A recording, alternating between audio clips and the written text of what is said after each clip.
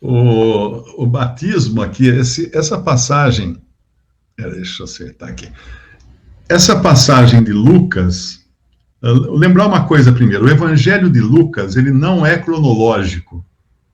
Os acontecimentos são colocados em ordem moral, não em ordem cronológica. Então, por exemplo, nesse mesmo capítulo que nós estamos aqui, capítulo 3 de Lucas, aparece João batizando, e de repente entra aqui no versículo 19, sendo, porém, o tetrarca Herodes repreendido por ele por causa de Herodias, mulher de seu irmão Filipe, e por todas as maldades que Herodes tinha feito, acrescentou a todas as outras, ainda esta, a de encerrar João num cárcere. Mas isso não vai acontecer aqui, isso vai acontecer bem depois. Então, o capítulo seguinte ao 18 é o 21, o versículo seguinte ao 18, em ordem cronológica, seria o 21. Mas ao longo desse evangelho, nós vamos encontrar várias passagens também tiradas da ordem cronológica e ajuntadas, reunidas numa ordem moral. Então é bom entender isso, para a pessoa não se perder, falar, mas o que aconteceu? Interromperam o batismo de João Batista para João ser preso, mas ele aparece de novo aqui para batizar Jesus. Tem alguma coisa errada aqui? Sim, está errada no sentido de que não é para ler aqui em ordem cronológica. E quando nós vamos, quando a gente fala do Rio Jordão, realmente o Rio Jordão representava a morte, representava também a divisa para entrar na Terra Prometida. Então, para um judeu entrar na Terra Prometida, ele passava pelo Rio Jordão.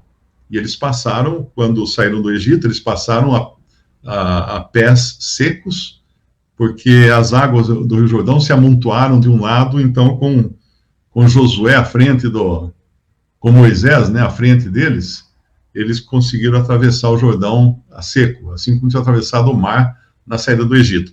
Então, dentro da ordem profética do Antigo Testamento, nós temos a partida do Egito, que é uma figura da libertação da escravidão do diabo, de Satanás, que é ali representado por Faraó.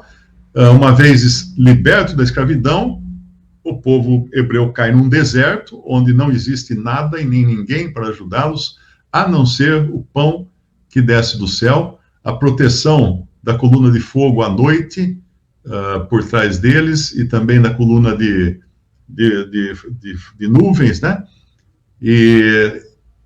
E aí, então, eles atravessam o deserto. Só que eles levariam 13 dias para atravessar o deserto e levaram 40 anos, por causa da incredulidade, para que toda aquela geração que não creu que eles poderiam ter entrado na terra e conquistado a terra, segundo a palavra do Senhor dada a Josué, toda a geração que não creu morreu no deserto, não poder entrar. Então, isso nos fala da incredulidade também, e é repetido lá na carta de Paulo aos Coríntios. Mas quando eles vão entrar, a geração que sobra, então, os que tinham nascido depois daquela geração que duvidou, eles passam o Jordão.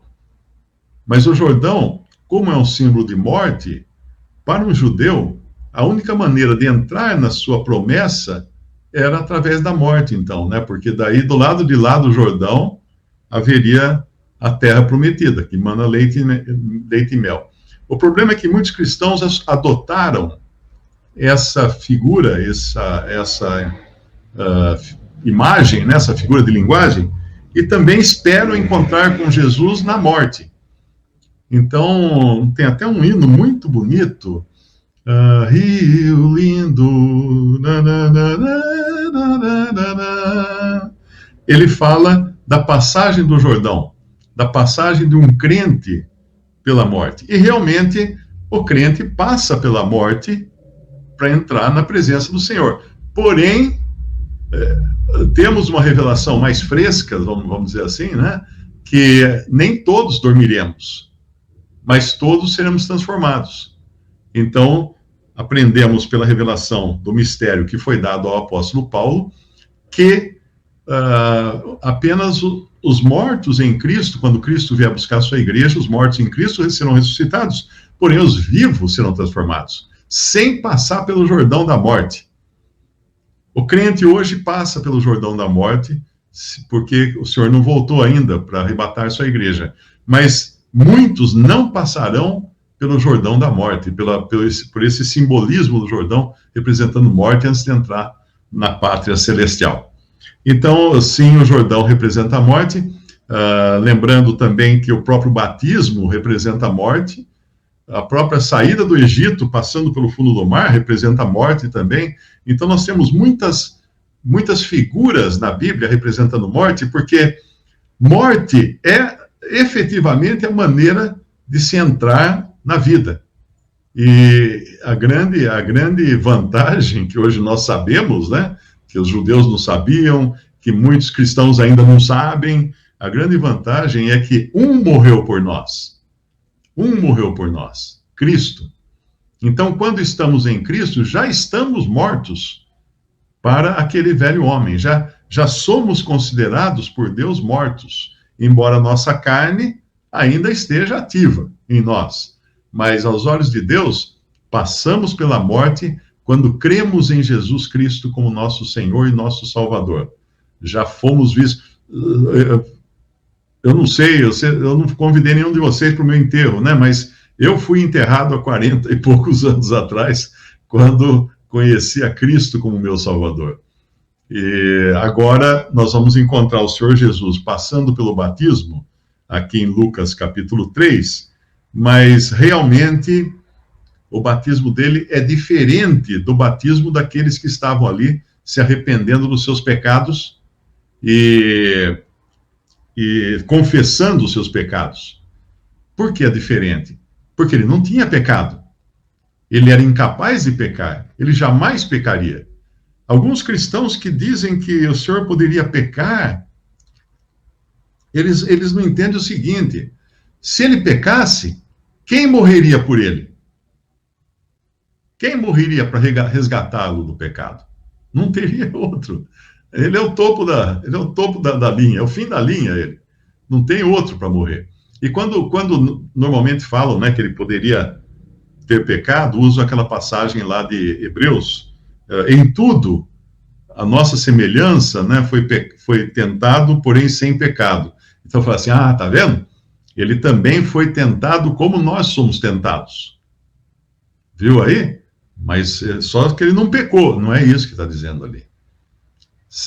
Ele foi tentado à parte o pecado, ou seja, o pecado não tinha participação naquela tentação que ele sofreu ali. Percebe? E nós, quando somos tentados, nós temos um eco em nós.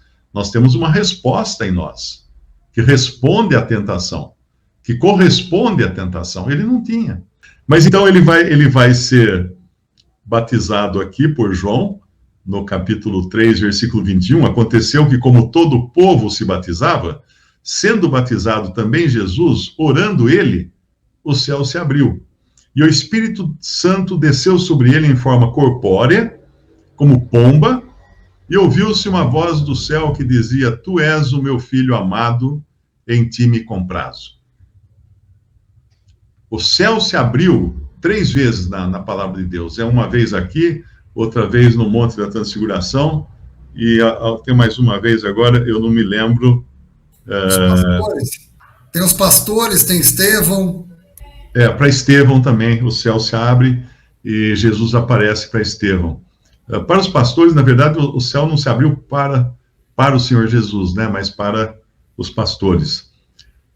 Então aqui, olha que interessante, que o Espírito Santo desce em forma corpórea, ouviu-se uma voz do céu que dizia, Tu és o meu filho amado, em ti me comprazo, e quem mais? Tinha uma terceira pessoa ali, quem era? O próprio Senhor Jesus. Então nós temos aqui o Pai, o Filho e o Espírito Santo. E aqueles que tentam negar a Trindade teriam que arrancar esse versículo daqui, porque aqui está representada, sim, a Trindade. Mas não tem a palavra Trindade na Bíblia. Não tem, e daí? Então vamos falar que aqui são representados o Pai, o Filho e o Espírito Santo. Pronto. Resolveu o problema? Resolveu? Então, tá aí. Não queira discutir que na Bíblia não tem a palavra inferno. Aparece nesses textos mais modernos, mas não existe no texto original inferno.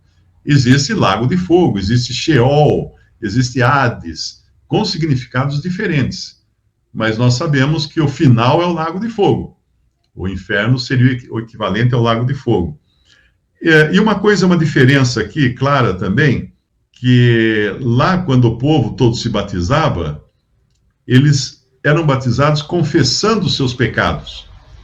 E aqui você não vê isso no Senhor Jesus. Aqui ele ora, no versículo 21. Foi batizado, sendo batizado também Jesus, orando ele, o céu se abriu.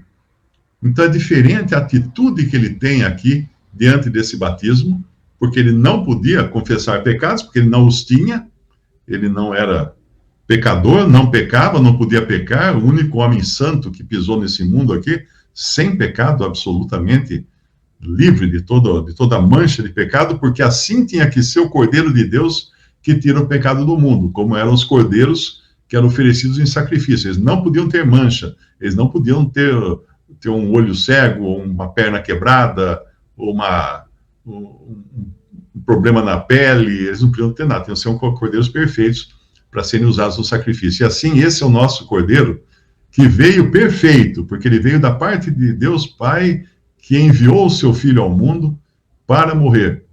Morrer primeiro, para tirar o pecado do mundo, segundo, pelos pecadores, para salvar pecadores.